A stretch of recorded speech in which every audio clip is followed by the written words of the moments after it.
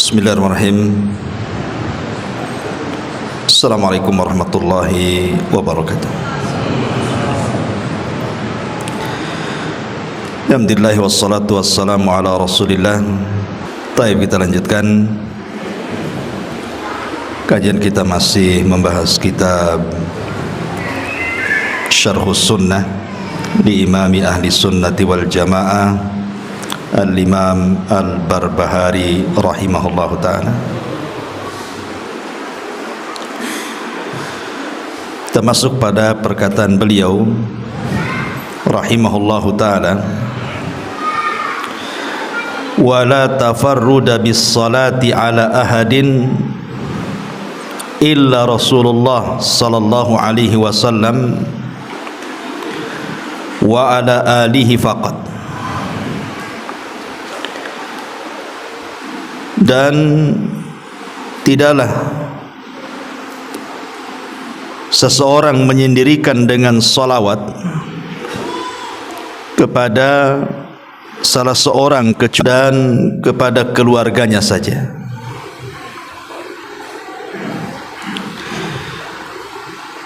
Di sini terjadi silang pendapat di antara para ulama. Apakah salawat itu memang khusus bagi Nabi sallallahu alaihi wasallam dan juga keluarganya saja, ataukah salawat itu bisa diberikan kepada selain Nabi? Al-Allamah Al-Imam Ibnul Qayyim rahimahullahu ta'ala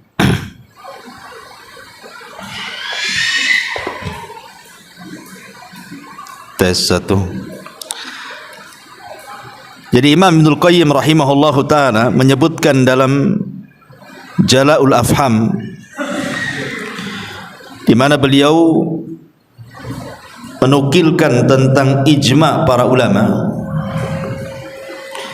anna salata ala jami'in nabiyyina masyru'atum minhum. Asy-Syaikh Muhyiddin An-Nawawi rahimahullahu ta'ala wa ghairu. Ada kesepakatan atau ijma', konsensus ulama, bahwa mengucapkan salawat kepada seluruh para nabi disyariatkan. Di antara yang berpendapat yang mensyariatkan adalah Al-Imam Muhyiddin, atau dikenal dengan Al-Imam An-Nawawi rahimahullahu ta'ala, dan yang lainnya. Tetapi ada riwayat Imam Malik bahwa tidak boleh bersalawat kecuali kepada Nabi saja.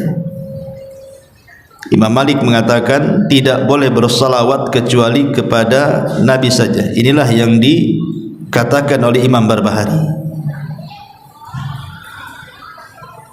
Akan tetapi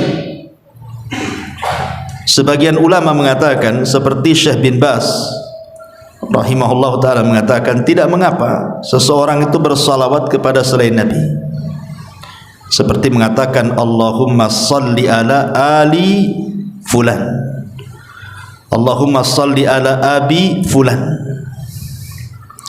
Kata beliau, la ba'sa, tidak mengapa.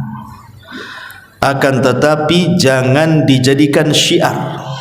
Sekali-kali boleh, tapi jangan dijadikan syiar atau kebiasaan. Karena salawat yang disyariatkan itu hanya diberikan kepada para nabi saja. Adapun kepada selain para nabi, maka itu bentuknya hanya sekedar pujian saja.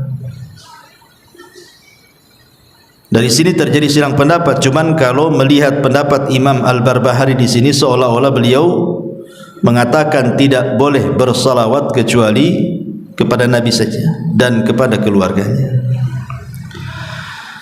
Tapi sedikit kita akan bicara seputar salawat.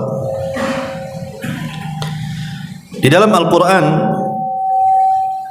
tepatnya pada surah Al-Ahzab 56,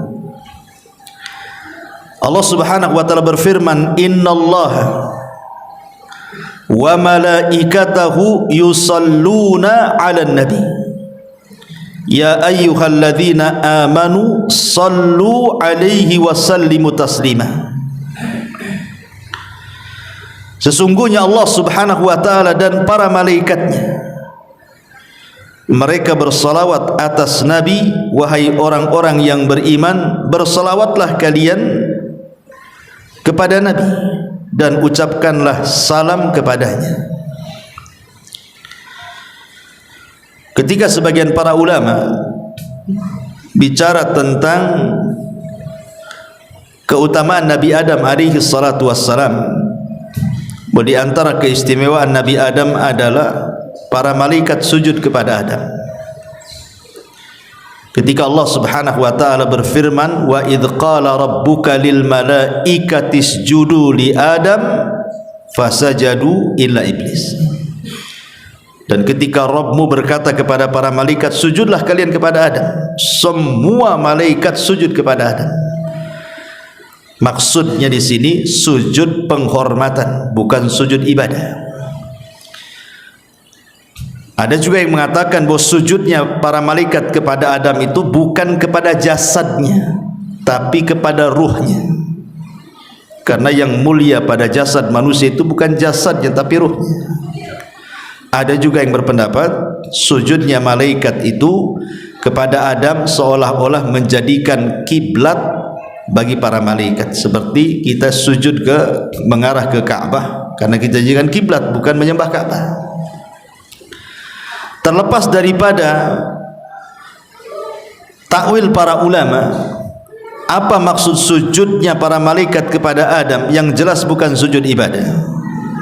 Sehingga sebagian ulama mengatakan, lihat bagaimana Adam dimuliakan dengan sujudnya para malaikat, tapi tidak ada malaikat yang sujud kepada Nabi.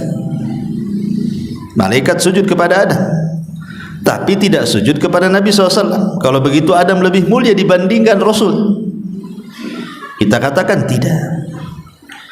Rasul kita Muhammad SAW jauh lebih mulia dibandingkan Adam. Mana dalilnya? Ini dalilnya. Innallaha wa malaikatahu yusalluna 'alan nabi. Sesungguhnya Allah dan para malaikatnya mereka bersalawat kepada Nabi. Secara bahasa, antum yang belajar bahasa Arab, sujudnya para malaikat kepada Adam itu cuma satu kali. Makanya menggunakan fi'lul madhi. Fi'il madhi, fasajadu, bukan fayasjudu, tapi fasajadu. Artinya sujudnya sudah lampau dan hanya dilakukan satu kali. Tetapi salawatnya Allah kepada para malaikat dan juga para malaikatnya kepada Nabi SAW adalah senantiasa terus menerus. Makanya menggunakan fi'lul mudhari, yusalluna, shalla yusalli, menggunakan fi'il mudhari. Dan fi'il mudhari itu diantara faedahnya adalah al-istimrar, terus menerus. Jadi bukan sekali saja bersalawat, tapi terus menerus bersalawat. Dan salawat lebih afdal, lebih mulia dibandingkan sujud. Ma'asyiral muslimin yang dimuliakan Allah Azza wa Jalla. Lalu apa yang dimaksud salawatnya Allah kepada Rasul dan salawatnya malaikat kepada Rasulullah sallallahu alaihi wasallam? Adapun salawatnya Allah kepada Nabi sallallahu alaihi wasallam, maksudnya pujian Allah kepada Rasul fi mala'il a'la, di atas makhluk-makhluknya yang ada di langit sana, di hadapan para malaikat. Allah memuji Nabi sallallahu alaihi wasallam. Adapun salawatnya para malaikat kepada Nabi sallallahu alaihi wasallam adalah ad-du'a bil barakah. Para malaikat mendoakan Rasul dengan keberkahan dan juga istighfar, memintakan ampun akan dosa-dosanya. Ma'asyiral muslimin yang dimuliakan Allah Azza wa Jalla, kita bahas sedikit tentang faedah salawat. Yang pertama di antara faedah salawat atau keutamaan salawat adalah kalau antum bersalawat mengucapkan Allahumma salli ala Muhammad, maka kata ulama annaha imtithalun li amrillahi azza wajal. Ketika kita bersalawat itu hakikatnya kita sedang menunaikan tugas kita karena menjalankan perintah Allah azza wajal. Sama ketika antum sholat tadi. Kenapa antum sholat? Ya karena menjalankan perintah. Kemudian antum puasa Ramadan. Kenapa antum puasa Ramadan? Ya karena menjalankan perintah. Sama juga dengan sholawat. Jadi ketika kita bersalawat itu hakikatnya kita sedang menjalankan perintah Allah, dan itu semulia-mulia perbuatan ketika seseorang itu melaksanakan perintah.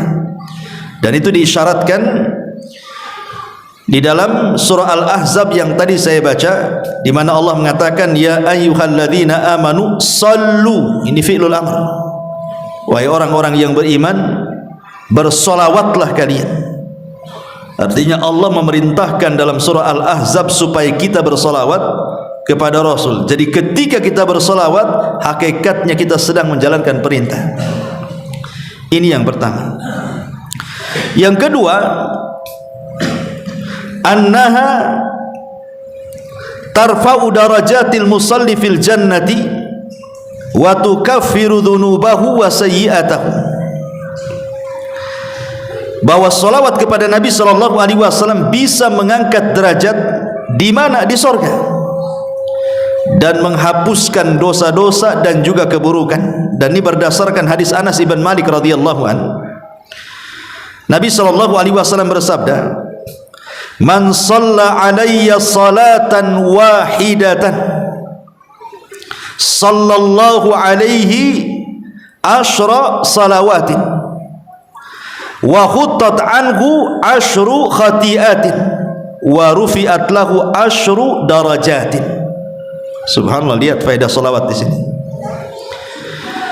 Dari Anas bin Malik radhiyallahu anhu, Rasulullah SAW bersabda, barang siapa yang bersolawat kepadaku satu saja solawat, kita katakan Allahumma salli ala Muhammad, maka imbalannya Allah subhanahu wa ta'ala berikan 3 imbalan. Satu ibadah, 3 imbalan. Yang pertama, dengan sebab salawatnya kita kepada Nabi sallallahu alaihi wasallam, Allah bersalawat kepada kita 10 kali. Dan salawatnya Allah, saya katakan tadi, adalah pujian Allah kepada kita di hadapan makhluknya yang ada di langit sana. Bayangkan antum jadi selebritis langit, Allah memuja-muja antum di langit sana 10 kali di hadapan para malaikatnya. Hanya gara-gara satu salawat kepada Rasul menyebabkan Allah memuji kita 10 kali. Kemudian juga yang kedua, wa khuttat anhu asyru khati'at. Cukup sampai di situ? Tidak. Dan akan dihapuskan darinya 10 kesalahan. Cukup. Rasul katakan wa rufi'at lahu asyru darajat, dan akan diangkat 10 tingkatan. Nah, luar biasa. Ya, salawat 1 kali saja sudah sedemikian rupa pahalanya. Antum kalau saya puji saja udah senang, atau antum dipuji orang besar senang. Gimana kalau yang memuji kita ini Allah subhanahu wa ta'ala? Tentu kita banggalah harusnya. Jadi kalau antum ingin dipuji-puji oleh Allah di hadapan makhluknya di sana, perbanyak salawat. Itu maksudnya. Ini yang kedua. Yang ketiga, annaha sababun likifayati humumil abdi wa in azumat. Dan memperbanyak salawat itu bisa mengobati kebingungan. Bisa mengobati kebingungan. Orang kan banyak masalah setiap harinya, ikhwan. Orang itu pasti akan ditimpa musibah setiap harinya. Masalah ini, masalah itu, macam-macam masalah. Kadang-kadang hidup kita ini kayak orang bingung, stres. Maka di sini dengan cara bersolawat, maka stres kita, bingung kita itu akan hilang. Dan itu berdasarkan hadis Ubay bin Ka'ab radhiyallahu an dari Nabi sallallahu alaihi wasallam, ketika dia berkata kepada Nabi sallallahu alaihi wasallam, "Ya Rasulullah, inni uksiru salata alaika, fakam aj'alu laka min salati?"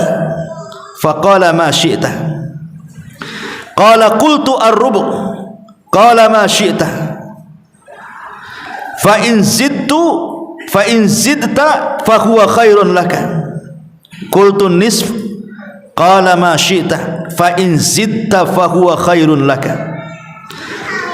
Qala qultu, dia mengatakan thulutsaini. Qala ma syi'ta. Fa in zidta fa huwa khairun laka. Qultu aj'alu laka salati kulliha. Qala idzan tukfa hammuka wa yaghfiru laka dzambuk. Rawahu Tirmidzi. Jadi Ubay radhiyallahu an, Ubay ini seorang sahabat yang dipuji oleh Nabi sallallahu alaihi wasallam dan direkomendasikan diambil Qur'annya. Ubay bin Ka'ab ini seorang sahabat dari 4 sahabat yang direkomendasikan Rasul, ambillah Al-Quran dari 4 orang. Salah satunya Ubay bin Ka'ab. Bahkan namanya pernah disebut oleh Allah subhanahu wa ta'ala ketika kita membahas tentang asbab nuzul surah Al-Bayyinah. Nabi memanggil Ubay bin Ka'ab dan mengatakan, "Ya Ubay, Allah menyebut namamu dan Allah memerintahkan aku untuk membacakan surah Al-Bayyinah." Ubay enggak percaya dan mengatakan, "As-sammanillah, namaku disebut-sebut Allah wahai Rasul." Kata Rasul, "Ya." Fabaka. Ubay pun menangis. Enggak nyangka nama dia disebut-sebut Allah. Abu Bakar aja enggak disebut, Umar enggak disebut, dia pula disebut, ya. Jadi Ubay bin Ka'ab ini radhiyallahu an berkata, "Wahai Rasulullah, aku sering membawa salawat untuk dirimu. Lalu seberapa banyak aku bersalawat untuk dirimu?" Rasul sallallahu alaihi wasallam menjawab, "Terserah engkau." Maka Ubay mengatakan, "Bagaimana kalau 1/4?" Rasul mengatakan, "Terserah, jika kau tambah itu lebih baik." Kemudian kata Ubay, "Bagaimana kalau 1/2?"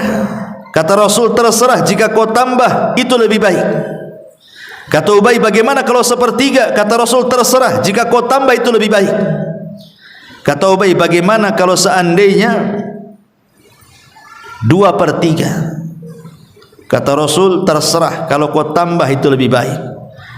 Kemudian Ubay mengatakan, "Bagaimana kalau seandainya seluruh doaku aku baca salawat?" Maka Nabi SAW mengatakan, "Kalau begitu engkau dicukupkan dari dukamu dan dosa-dosamu akan diampuni Allah Subhanahu wa taala." Syahidnya di sini, idzan tufaham. Kalau begitu dukamu, stresmu, bingungmu akan dicukupkan Allah, artinya akan dihilangkan. Coba saja kalau antum banyak masalah, atau ada masalah yang antum tidak bisa keluar dari situ, kayaknya kiamat lah ini karena mungkin masalah yang terlalu berat. Coba perbanyak salawat saja pagi, siang, sore, insya Allah masalahnya akan diurai. Antum harus yakin dengan hadis ini. Antum nggak yakin itu karena nggak diamalkan masalahnya. Kalau stres malah tidur kan itu, bangun tidur stres lagi lah. Gitu ya. Taib. Kemudian yang nomor 4, bahwa salawat kepada Nabi sallallahu alaihi wasallam annaha dalla ala mahabbatihi sallallahu alaihi wasallam. Jadi dengan memperbanyak salawat kepada Nabi sallallahu alaihi wasallam menunjukkan bentuk kecintaan kita kepada Rasul. Ingat kata Imam Ghazali rahimahullah dalam kitabnya Ihya Ulumuddin, dia mengatakan, "Man ahabba syai'an aktsara min dzikri." Kata Imam Ghazali, siapa yang mencintai sesuatu, pasti dia akan banyak menyebut-nyebut sesuatu yang dicintainya itu. Pasti itu. Kalau antum suka sesuatu, pasti akan disebut-sebut. Lah orang yang cinta kepada Nabi sallallahu alaihi wasallam, maka dia akan menyebut-nyebut orang yang dicintainya. Seperti antum cintai istri antum, tak mungkin antum menyebut-nyebut istri tetangga pula, marahlah istri antum. Ya. Maka kalau seseorang itu cinta dengan Nabi sallallahu alaihi wasallam, dalam kaidah Imam Ghazali, man ahabba syai'an aktsara min dzikri. Siapa yang mencintai sesuatu, maka perbanyak menyebutnya. Maka seseorang yang memperbanyak salawat kepada Rasul, itu tanda dia cinta dengan Nabi sallallahu alaihi wasallam. Sebab orang yang cinta itu kan senang, dan orang yang senang itu pasti akan menyebut-nyebut orang yang disenanginya. Makanya kisah Laila Majnun, si Majnun ini kalau datang malam hari, dia senang dan menyebut-nyebut pacarnya. Kenapa? Karena malam itu dalam bahasa Arabnya Lailun, dan Lailun itu nama pacarnya si Majnun.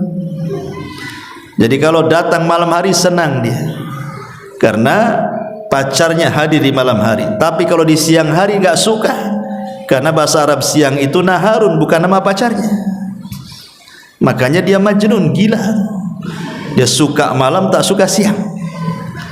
Sampai satu hari si Majnun ini berburu dia. Dari kejauhan adalah kijang atau menjangan gitu ya, dikejar sama dia, dipanah, tepatlah kena kakinya, jatuhlah kijang itu. Diambilnya pisau, udah didekati, tengok matanya, kok matanya sama dengan mata Laila, enggak jadi disembelih, dilepas lagi. Makanya Majnun, gila dia ya, hanya gara-gara matanya sama dengan nama pacarnya, tak jadi disembelih. Pergi kamu, katanya, karena matamu sama dengan mata kekasihku. Itu orang cinta kan seperti itu. Lah orang yang cinta dengan Nabi SAW harusnya seperti itu, menyebut-nyebut namanya. Karena Nabi SAW sendiri mengatakan bahwa seseorang itu tidak dikatakan beriman. La yu'minu ahadukum, kata Rasul, hatta akuna ahabba ilaihi min walidihi wa walidihi wan nasi ajmain. Bahwa aku harus lebih kalian cintai dibandingkan anak kalian, dibandingkan orang tua kalian, bahkan dibandingkan seluruh manusia yang Anda cintai. Rasul harus lebih dicintai. Kalau antum lebih banyak menyebut nama istri, harusnya nama Rasul lebih banyak disebut, gitu maksudnya. Karena Rasul harus lebih dicintai dibandingkan pasangan kita. Ini yang keempat. Yang kelima, annaha sababun linaili syafaatihi, bahwa memperbanyak salawat itu sebab seseorang akan mendapatkan syafaat Nabi sallallahu alaihi wasallam. Nabi mengatakan dalam sebuah hadis yang dikeluarkan oleh Imam At-Tabrani, "Shalla alaihi ashran man shalla alaihi ashran idza asbah wa ashran idza amsa faza bi syafaatihi." Dari hadis Ruwaifi radhiyallahu anhu, barang siapa yang bersalawat kepada Rasul 10 kali di pagi hari, 10 kali di petang hari, maka dia sudah berhak mendapatkan syafaat Nabi. Dalam hadis yang lain, man qala Allahumma salli ala Muhammadin wa anzilhul maq'adal muqarrab indaka yaumal qiyamah wajabat lahu syafaati. Barang siapa yang mengucapkan, ya Allah, curahkanlah salawat kepada Muhammad dan tempatkanlah dia di tempat yang terdekat di sisimu pada hari kiamat, apa kata Rasul? Wajabat lahu syafaati, maka dia wajib mendapatkan syafaat dariku. Dan ingat, di akhirat itu yang dibutuhkan untuk menyelamatkan kita cuma 2. Pertama syafaat, yang kedua rahmat. Ketika syafaat sudah tidak ada lagi, maka yang tersisa adalah rahmat Allah subhanahu wa ta'ala. Makanya ada orang-orang yang tidak mendapatkan syafaat karena sudah habis syafaatnya. Dia tidak mendapatkan syafaat sementara dia masih dalam neraka. Akhirnya Allah selamatkan dia dari neraka bukan karena syafaat, tapi karena Arhamur Rahimin, rahmat Allah Subhanahu wa taala.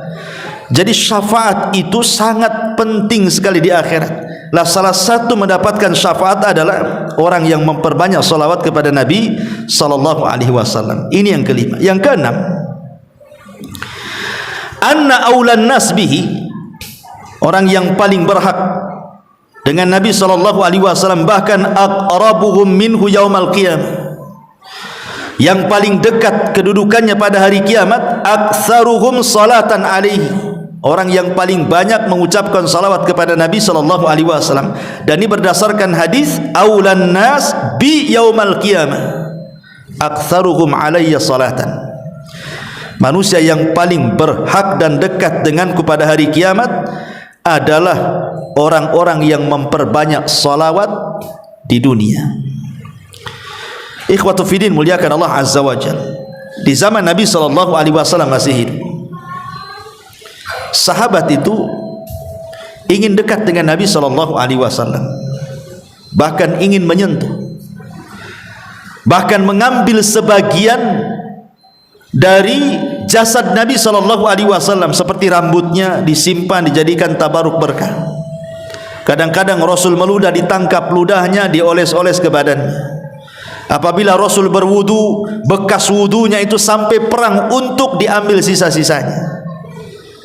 Bahkan ada seorang sahabat ketika Nabi SAW sedang sakit, kemudian dia minta qisas dan minta dibuka pakaian Rasul, dia pun membukanya, kemudian tidak jadi qisas, hanya ingin menempelkan kulit dia dengan kulit Nabi saja, karena keinginan kedekatan para sahabat dengan Nabi, gitu maksudnya. Lah, kita ini tidak hidup di zaman Nabi, tapi apakah mustahil kita ini bisa dekat dengan Nabi? Tidak, bahkan ini sesuatu yang mungkin. Kapan itu? Ya kelak pada hari kiamat. Kapan lagi? Di dunia enggak mungkin kita ketemu dengan Nabi. Satu-satunya tempat berjumpa kita dengan Nabi adalah kelak pada hari kiamat. Lah, supaya kita lebih dekat dengan Nabi sallallahu alaihi wasallam, dalam hadis ini aulan nas bi yaumal qiyamah aktsaruhum salatan. Orang yang paling dekat dengan Nabi adalah orang yang paling banyak salawatnya kepada Nabi sallallahu alaihi wasallam. Ini yang nomor 5. Nomor 6, inna salatal abdi wa salamahu tu'radu ala nabihi fi qabri. Sesungguhnya salawatnya seorang hamba dan ucapan selamat itu akan ditampakkan kepada Nabi dalam kuburannya. Jadi kalau saya mengucapkan Allahumma salli ala Muhammad, maka ada malaikat yang membawa salawat saya, kemudian dibawa ke kuburan Nabi. Kemudian malaikat ini menyampaikan, ya Rasulullah, Abu Humairah bersalawat kepadamu. Maka Nabi SAW akan membalas 10 kali lipat salawat saya. Dan sekali lagi saya katakan, salawat itu artinya ad-du'a bil barakah, mendoakan keberkahan. Jadi kalau kita mendoakan keberkahan kepada Rasul 1 kali, maka Rasul akan mendoakan keberkahan kepada kita 10 kali. Coba bayangkan, antum didoakan Nabi loh, Nabi yang mendoakan kita. Makanya ada anak kecil Rabi'ah al-Aslami radhiyallahu anhu, belum balik di zaman Nabi. Rabi'ah al-Aslami ini, dia suka membantu Nabi. Dia kalau malam, sepertiga malam, dia siapkan air. Belum balik anak ini, tapi rajin kemudian menyiapkan apapun yang dikehendaki Nabi SAW di malam hari. Akhirnya Rasul pun iba dengan anak ini. Kemudian satu hari dipanggilnya dan mengatakan, ya Rabi'ah, mintalah sesuatu, aku akan beri. Ya kalau anak-anak di zaman sekarang ya pasti minta handphone lah sama Nabi. Itu ya kan, minta apa lagi? Minta mainan kan. Tapi anak-anak di zaman itu bukan itu yang diminta. Anak ini belum balik, masih kecil, tiba-tiba mengatakan, jadikan aku temanmu di sorga, katanya. Inni uridu murafaqata fil jannah, jadikan aku temanmu di sorga. Lah anak kecil lo ngomong begitu lo, belum balik ini, ingin menjadi teman Nabi SAW di sorga. Kemudian Nabi SAW mengatakan, kalau begitu bantu aku supaya keinginanmu tercapai. Dengan cara apa? Perbanyaklah kau sujud. Perbanyaklah kau sujud, maksudnya perbanyak solat supaya cita-citamu tercapai satu surga denganku, gitu maksudnya. Ini anak belum balik kan, luar biasa tuh permintaannya. Maksudnya di sini dengan hadis Rabi' al-Aslami ini, bahwa kalau kita ingin mendapatkan kemuliaan, maka salah satunya adalah meminta doa Nabi sallallahu alaihi wasallam. Lah caranya gimana? Nabi sudah enggak ada. Kalau kita datang ke kuburannya juga mustahil. Mau ngomong apa di kuburannya? Maka yang memungkinkan adalah salah satunya cukup antum di rumah, di masjid, di jalan, bagi ibu-ibu mungkin di dapur, terserah di mana saja. Cukup mengucapkan salawat Allahumma salli ala Muhammad. Salawat kita dibawa malaikat sampai ke kuburan Nabi, disampaikan. Habis itu Nabi SAW mendoakan kita 10 kali lipat dari salawat kita. Kita mendoakan kebaikan kepada Rasul 1 kali, Rasul mendoakan keberkahan 10 kali. Coba bayangkan, luar biasa ya, ya. Itulah keajaiban salawat. Taib ma'asyiral muslimin yang dimuliakan Allah Azza wa Jalla. Kemudian nomor 7, annaha sababun fi istijabatid du'ai.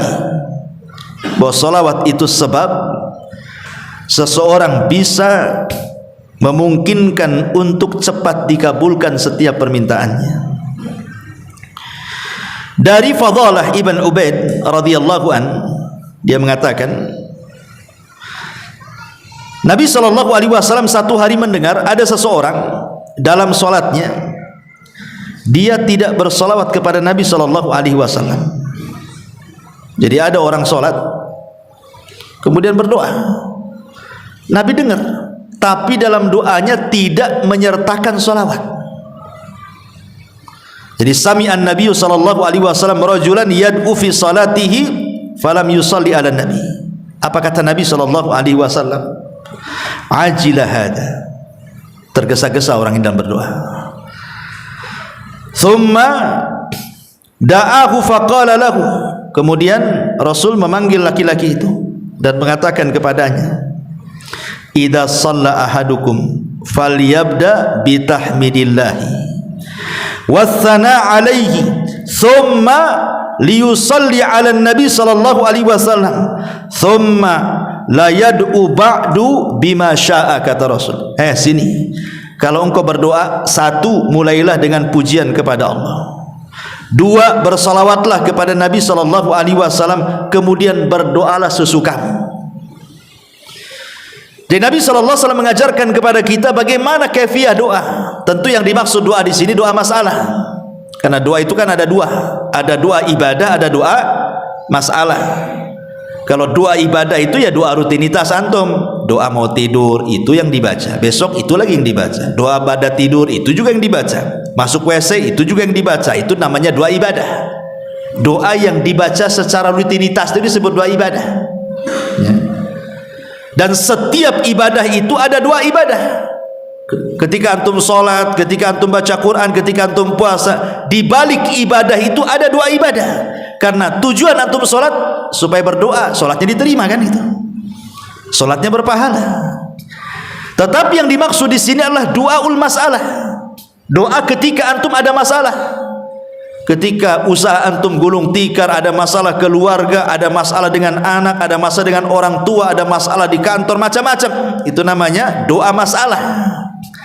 Lah itulah doa masalah. Kalau antum meminta ingin masalah-masalah antum dihilangkan saat berdoa itu, jangan tinggalkan 2 perkara: pujian kepada Allah, salawat kepada Rasulullah, baru meminta penyelesaian. Itu maksudnya, ya. Ini yang nomor 7. Nomor 8, annaha min alamati tauqirihi sallallahu alaihi wasallam wa min dalailil iman.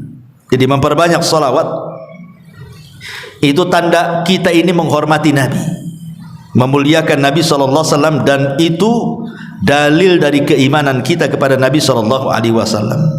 Berdasarkan surah Al-Fat ayat 9, litu'minu billahi wa rasulihi wa tu'azziruhu wa tuwaqqiruhu wa tusabbihuhu bukratan wa asila. Hendaklah kalian beriman dengan Allah, dengan Rasulnya, memuliakan, menghormati dan bertasbihlah di waktu pagi dan waktu petang.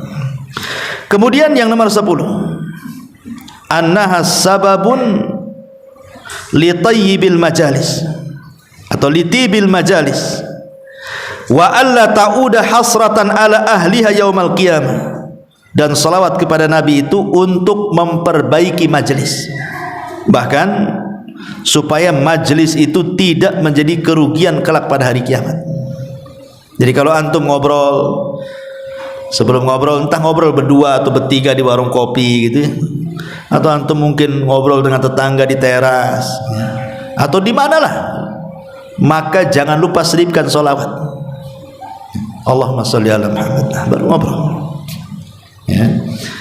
Karena begini, Nabi SAW mengatakan dalam sebuah hadis, Nabi SAW mengatakan, hadis dari Abi Hurairah radhiyallahu anhu yang disahihkan oleh Syekh Nasiruddin Al-Albani rahimahullah taala, ayyuma qaumin jalasu fa atalul julus thumma tafarraqu qabla an yadhkurullaha aw yusallu ala nabiyhi kanat alaihi tiratan minallahi azza wa jalla in syaa adzabahum wa in syaa ghafara lahum.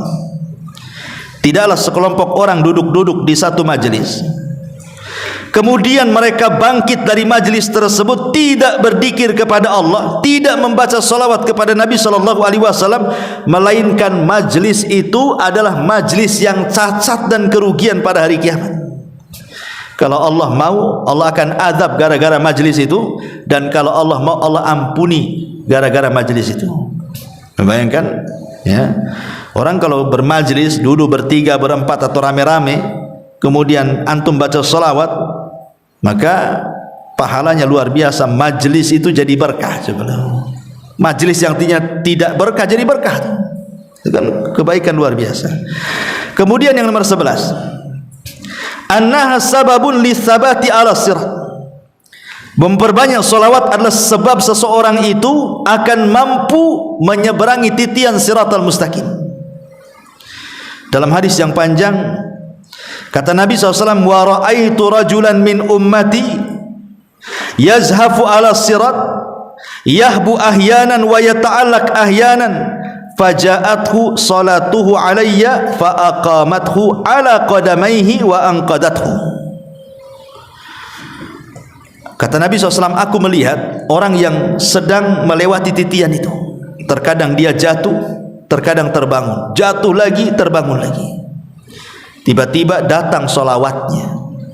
Ketika di dunia banyak-banyak bersolawat, nanti solawat itu akan datang pada hari kiamat dan akan berdirikan kita. Ketika jatuh, dia yang akan memapah kita dan akan menyelamatkan kita dari titian siratal mustaqim. Fa anqadathu, salawat itu akan menyelamatkan kita dan akan melalukan kita dari titian siratal mustaqim. Subhanallah, luar biasa. Ingat, 3 tempat orang itu tidak akan bicara pada hari kiamat.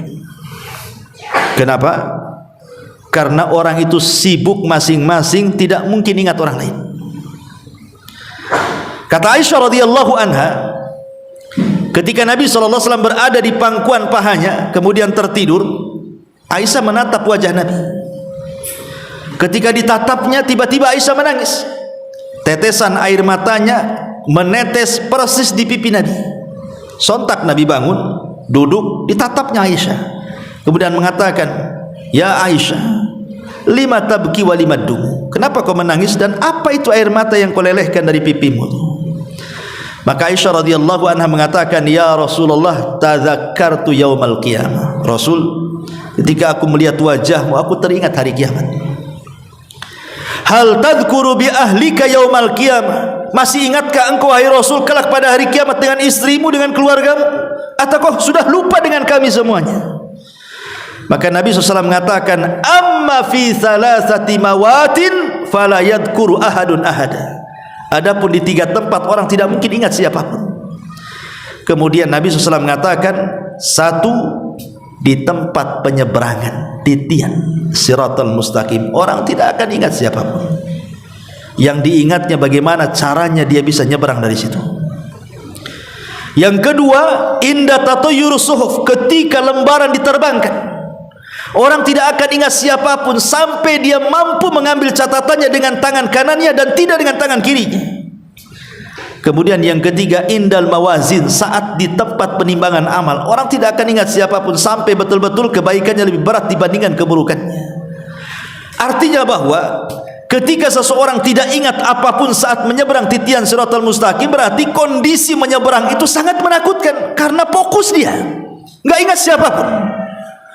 Makanya Nabi SAW ketika menyeberang titian itu, beliau berdiri di ujung titian. Setiap ada umatnya yang lewat, dia mengatakan, Rabbi salim salim, ya Rabb selamatkan dia, selamatkan dia. Karena hari itu tidak ada yang bicara kecuali Nabi. Nah, salah satu yang bisa menetapkan perjalanan kita di titian itu adalah dengan memperbanyak salawat kepada Nabi SAW. Kemudian yang nomor 12, annallaha yukhrijul musalli ala nabihi minadh dhulumati ilan nur, bahwa dengan memperbanyak salawat kepada Nabi sama dengan Anda dikeluarkan dari kegelapan menuju cahaya. Dan itu berdasarkan firman Allah Azza wa Jalla, huwallazi yusalli alaikum wa malaikatahu liyukhrijakum minadh dhulumati ilan nur. Dialah yang bersalawat kepada kalian dan para malaikatnya untuk mengeluarkan kalian dari kegelapan menuju cahaya.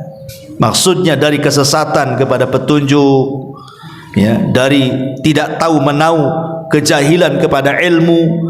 Jadi memperbanyak salawat itu mencerdaskan, ya. Kemudian juga yang nomor 13, annaha sababun li ibqa'i dzikril hasanil abdi, bahwa dengan bersalawat itu menyebabkan tetapnya penyebutan kebaikan kepada seorang hamba. Dan tadi saya sudah sebutkan, orang yang banyak bersalawat, Allah akan sebutkan kita di hadapan para malaikatnya dengan kebaikan. Dan itu kebanggaan bagi kita, Allah memuji kita loh di hadapan para malaikat, ya. Kemudian yang nomor 14, annaha sababun lidawami mahabbatihi wa ziyadatiha, bahwa salawat itu untuk mendawamkan kecintaan kita kepada Rasul dan juga menambah kecintaan kita kepada Nabi SAW, termasuk juga sebab seseorang itu tidak dianggap bakhil. Mungkin dalam benak kita ketika bicara soal bakhil, pasti konotasinya orang itu kalau kita mau pinjam uang tak kasih, bakhil dia gitu. Pinjam modal tak kasih, bakhil itu. Itu kaya tapi tak pernah kasih orang. Itu mungkin konotasi kalau kita bicara soal bakhil. Tetapi sebenarnya di sana ada orang yang dikatakan sangat bakhil, lebih bakhil daripada orang enggak pernah bantu orang. Apa itu? Ketika disebutkan nama Nabi, antum tidak bersalawat. Maka kata Rasul itu abkhaluna, sebakhil-bakhilnya manusia. Apabila nama Rasul disebut, antum diam saja. Antum sebakhil-bakhilnya orang bakhil. Ya, orang yang tidak pernah bantu orang padahal dia mampu itu dikatakan bakhil. Tapi ini bukan sebakhil-bakhilnya orang bakhil, tapi sebakhil-bakhilnya orang bakhil ketika antum tidak mau menyebut nama Nabi atau mendengar nama Nabi tapi tidak mau menjawab salawatnya. Na'udzubillah. Ya, sudah azan. Subhanallah bihamdika, asyhadu an la ilaha illa anta, astaghfiruka wa atubu ilaik. Allahu ta'ala. Assalamualaikum warahmatullahi wabarakatuh.